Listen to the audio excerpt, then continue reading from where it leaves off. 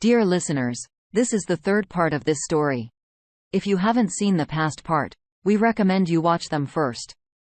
My job was not at all burdensome. In the morning, I took my mistress to the bank's head office. At lunchtime, I followed her to the cafe. I waited for her to drink coffee and gossip with her friends, sitting at a nearby table and pretending to read a magazine. Then we'd go back to her office and I was practically free for the rest of the day. In the evening, I would picking her up and take her home. At first, I was looked at with interest friends of the hostess, but she seemed to quickly explain to them that I am no more than a piece of furniture, and the lady stopped paying attention to me. When I got home, the hostess had dinner and went to her room, and I sat in my room all evening watching TV and quietly played the guitar. Work was like heaven on earth. Taking advantage of my free time, I drove up to the university and probed about my reinstatement. It turned out that the dean of the Faculty of Mechanics was an old acquaintance of mine. At one time, we served together in the army. And later we crossed paths at work. The dean promised to help. After 2 days, he called me back and told me that I could be reinstated to the 5th year of the correspondence department. It was only necessary to pass the test for the subjects I had studied at the time, but was not graded. A colleague helped me again, and soon I received my credit and a correspondence student ticket. Everything seemed fine, but by the end of the first month, I was so bored that I was about to quit my job. In the morning, on the way to the office, I was about to open my mouth to give a monologue about my dismissal, as Inger touched my shoulder. "Eura, do you have a decent suit?" "Alas, no." Somehow, I didn't have to buy one. I had nowhere to go. In the rearview mirror, I saw how she raised her eyebrows in surprise. "Strange. Why you and your wife did not go to parties?" My ex-wife, I stressed the word ex, was doing fine without my participation. Moreover, in the last 6 months of our marriage she had someone to attend such events with. The hostess was quiet for a while as if she was deciding what to do next. "Let's go to the store and find you something. I have to get you some clothes." She was quiet for a while. The boutique princess was not far from the bank. As soon as we entered, a young saleswoman rushed over to us, almost running. "Hinger, I am glad to see you. Do you want something for yourself?" she sweetly chirped. "There are a few novelties. Next time, Lyra. I need to find something for a young man." Inger took me under the arm, demonstrating to the saleswoman our special relationship. Saleswoman Lyra comprehensively nodded. "There are some smart models. I'll bring them in a minute after a." Wild Lyra and her assistant brought several men's suits. "I would recommend this one." She handed me a black suit with a slight sheen. "The fitting room is this way. Vika, take me there." I do need to follow Vika in a small fitting room. When I put on a suit, there was a knock on the door. "Here's shoes, white shirt and tie." I took off my jacket over my shirt and tried on my shirt. The clothes fit me perfectly. I looked in the mirror. A middle-aged man was looking at me with signs of misery on his face. A sweet comfort for old women. That's it. I wonder if she'll buy me panties too. Hinger also approved of my choice. When Lyra voiced the price, I almost fainted, but Inger did not flinch. Ind differently handed her card, finished her free coffee, and smoothly swaying her hips went to the exit. I skied after her holding the bags in my hands. "A new boyfriend. Only old," said a woman's voice behind me. "No way. It's just right." With a hint of envy the other answered. I did not have time to hear the rest because of the loud slamming of the door. As we drove to the office, I wondered why I needed a suit. Probably going to a social event and dragging me along. When we got to the office, Inger asked me to come in. "Today, I'm invited to the opening of the art gallery. The entire royalty of the city will be there. You can't refuse. You'll be my date." We have to be there by 7 in the evening. My host has instructed me. In a business-like tone. Don't forget to change. She turned her attention to her laptop, and I realized that the audience was over. I helped Inger out of the car, gave the keys to the valet, and supporting the lady by the elbow headed for the entrance to the gallery. Inger was right. The entire city's Beaumont had gathered here today. Cavaliers and husbands had brought their beauties for a walk and were proudly showing them off to the secular public. Wives and lovers exhibited on their necks and risked jewelry worth many, many thousands of green. All this herd of chewing and drinking heads slowly paraded around the room, pretending to be interested in the multicolored masks hanging on the walls. Inga and I blended harmoniously into the landscape and began to drift leisurely in a large circle. Bring me some champagne. Inga was looking at the entrance without taking her eyes off it. I also turned my head. There was something to see.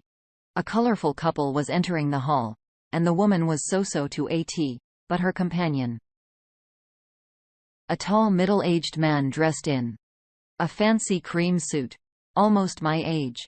A tan face with piercing blue eyes. It was evident that the man painfully tolerates such an unsightly companion. Well, the companion was glittering with diamonds and dazzling white teeth reminiscent of an obsessive toothpaste commercial. Inger, not taking her eyes off the glittering couple, mechanically took the glass of champagne I had extended. For a moment, I saw that the playboy's eye stopped on her. He smiled broadly, and then he and his companion walked toward us. "Hello, my dear." Waltzingly stretching his vowels, he said, kissing Inger's hand securely. "Meet Irina, my friend." "Why?"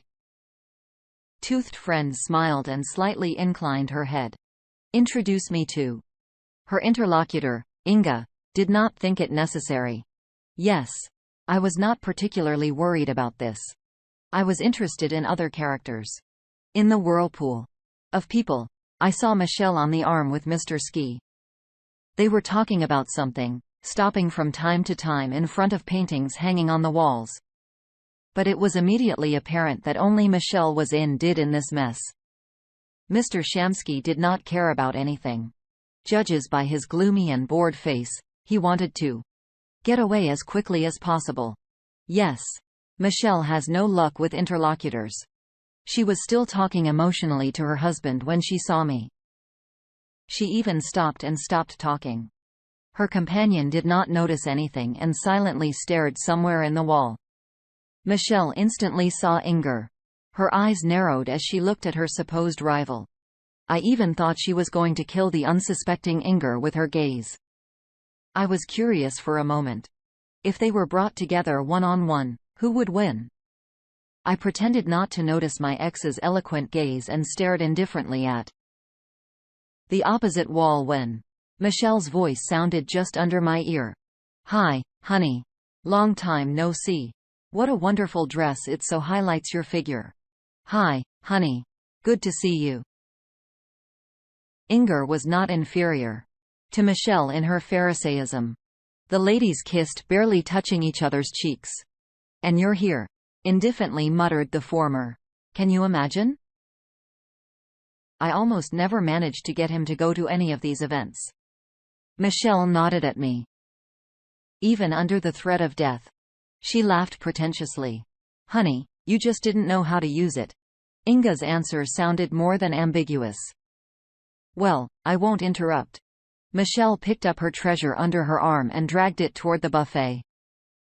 I had studied my ex-wife well for a quarter of a century and could see that she was shaking with rage.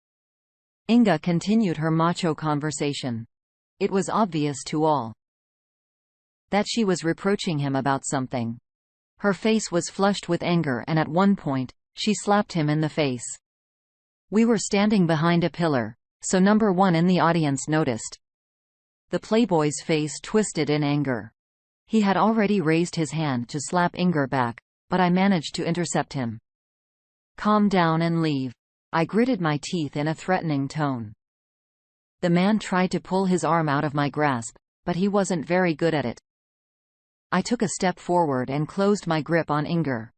You bastard. God, what a bastard you are. She spoke softly from behind me. We will meet again, dear. The man took his arm and grabbed the diamond companion who didn't understand anything, and rushed out the door. Tears welled up in Inger's eyes. Euro, bring me some cognac, she whispered. Wow. Do we not want to get drunk with grief? I did not ask what it was. It was none of my business. By the end of the evening, Inga was very drunk. I threw a fur coat on her and gently supported her by the hand and led her to the exit. Her heel broke on the stairs, and she literally fell into my arms. I carefully carried her to the car and put her in the back seat. On the way home, I thought we were being followed by an unknown car. The light in the hallway was on, and there were no people in the house. I leaned Inger's body against the wall and closed the front door. Then I carried her in my arms to the bedroom, which was on the second floor. There was a huge bed under a white canopy and a truffle case full of feminine knickknacks like elephants and kittens. The dim light and subtle scent of lavender. All this inspired madness. I helped her to the bathroom and then laid her gently on the bed and covered her with the covers. I didn't turn off the nightlight. As soon as I went to the door, I heard her voice. Do not go, stay. I sat down again on the wide bed. Inga turned to me. Hold me. She pressed herself against my shoulder. I shook my head, pushing the voluptuous thoughts away. Yes, it is not harmful to dream. After a few minutes in the sniffled, I carefully removed her hand and rolled over on his back. So I lay there half the night without undressing.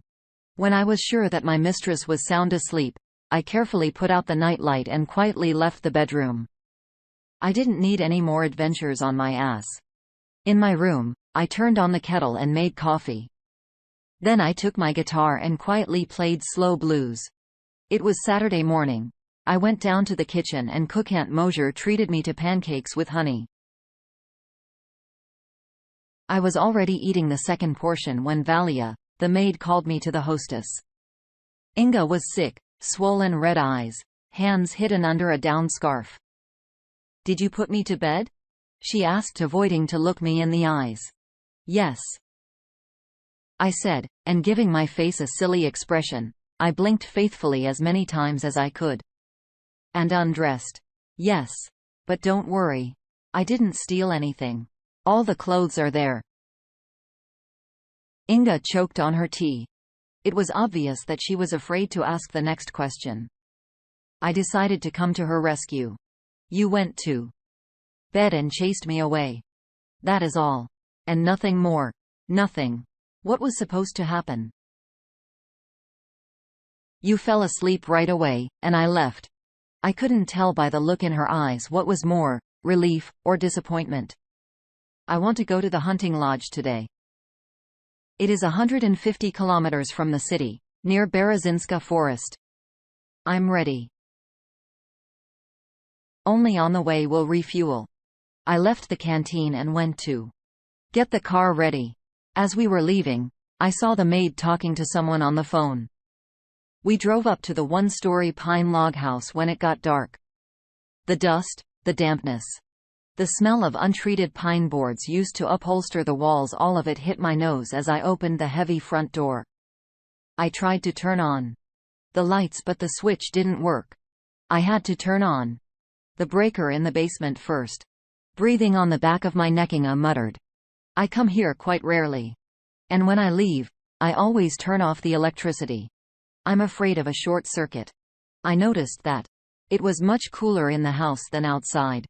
I'll go down to the basement and flip the switch. Inger took a dust-covered flashlight from a coat rack and opened the creaking door to the cellar and began to descend carefully, shining the faintly lit lantern under her feet. In the meantime, light the fireplace and look for something to drink. The light came on. Inger found and turned on the switch. I looked around. The room appeared to be a living room. There were 2 wicker armchairs by the fireplace. A little closer to the window was an oak table. Above the fireplace hung a large black and white photograph. On it stood a group of young men cuddled together. They were staring into the lens and laughing. In the very center of it stood a girl who looked a lot like Inger. Beside her, hugging her shoulders, stood a cheerful guy. The playboy I had seen at the gallery opening, only much younger. Inger in the picture reminded me of someone else I'd seen before. But of whom? I lit a fire in the fireplace of the small living room. Rummaging through the old cover, I found a full bottle of cognac and a couple of clean glasses. So are you getting the hang of it? Inga walked in so silently that I even flinched at her voice. I somehow quickly got used to the silence in the house and the idea that we were all alone in the neighborhood, and I already felt like a hunter lost in the woods. It was quite dark. From the kitchen window, we could see the tall pines and the shore of the frozen lake. I could see that the wind had risen over the lake. It was so quiet that one could hear the beating of the heart. Beautiful place, isn't it? Hinger silently crept up behind me again. Pour me a cognac. We went back into the living room. Is there a radio? I wanted something to relieve my sudden melancholy. Inger walked over to the radio on a small table and flicked the switch. From the speaker came the melody of a sentimental French hit of the 60s. I poured myself an Ingara drink and sat in the wicker armchair in front of the fireplace, glass in hand. I had no thoughts. I just wanted to sit and look at the fire in the company of a beautiful and, most importantly, not clingy woman. Inger sat opposite and was silent, also looking at the fire. The old music rushed back to my memory, and I unwittingly remembered a winter evening with Michelle on New Year's Eve. I even shook my head at her image. She was no longer the champion of my inner world. The logs in the fireplace burned through and disintegrated into smoldering embers. The wind picked up and shook the shutters and windows. The howling in the fireplace made me feel uneasy. I could see that Inger was shivering. Suddenly, I heard a thumping sound in the empty house. I froze. What was that? Was it the front door slamming? Had someone broken into the house? Dazed, Inga and I sat in chairs by the extinguished fireplace and listened to the darkness of the night. Outside the windows was a night in which a real storm was raging. I cautiously stood up, took the poker from the stand and crept to the door to the corridor. I jerked the door open. The key was in the lock on the front door. Damn it. I locked it myself. I jerked the knob. It was locked. There was another bang, like coming from the kitchen. I gingerly pulled the kitchen door open with the poker and peeked inside. It was empty. There were 2 more knocks. And then I saw that one window had opened in the onslaught of the wind and was banging against the frame. I lived to see it. Scared of the kind of trifles so often used in horror movies. I struggled to close the window, which was unwilling to yield to me because of the wind, and returned to the living room. As I held the poker in my hand, I suddenly remembered that I had a pistol in a holster under my arm. The thought made me feel completely ashamed. It was good that Inger did not see my face at that moment. If we don't add wood, the fireplace will soon go out. Binga shivered. I don't want to go anywhere in this weather. Maybe you could go get some firewood? It's stacked near the boat shed. The prospect of staying here overnight did not inspire me much. Even in the company of a beautiful woman, but there was nothing to do. I threw on my jacket and went outside. I walked cautiously down the icy steps made of wild stone to the boat shed. The boat shed was a sturdy structure with deer antlers on the gable. At the wall, under a canopy that was an extension of the roof, was neatly stacked firewood. I had already placed the second log on the bent left arm when I heard a rustling sound behind me.